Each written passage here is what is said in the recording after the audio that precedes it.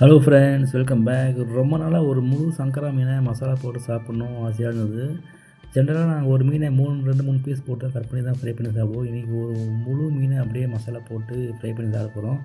ஃபேமிலியே சேர்ந்து மசாலா கலக்கிற பார்க்கும். ஒரு பக்கம் என் பொண்ணு, ஒரு பக்கம் ஒய்ஃப் எல்லாம் சேர்ந்து வீட்டில் இருக்க மசாலா பொடியெல்லாம் போட்டு லெமனு, சால்ட்டு, மிளகாத்தூள்லாம் போட்டு ஒரு இஷ்டம்.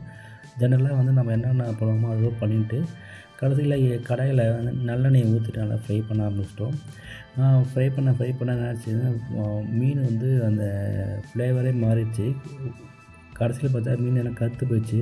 ஆனால் இந்த மீனை வந்து திருப்ப முடியாமல் திருப்பணும், ஏன்னா பெரிய மீன் உடையாமல் வரணும். அதெல்லாம் வந்து 2 பேர் சேர்ந்து தான் வந்து இதை திருப்பி விட்டோம். பாருங்கள், சுற்று வராங்க பாருங்கள். ஒரு வகையில் அது மீன் கருத்து போயிட்டுருக்கோம்.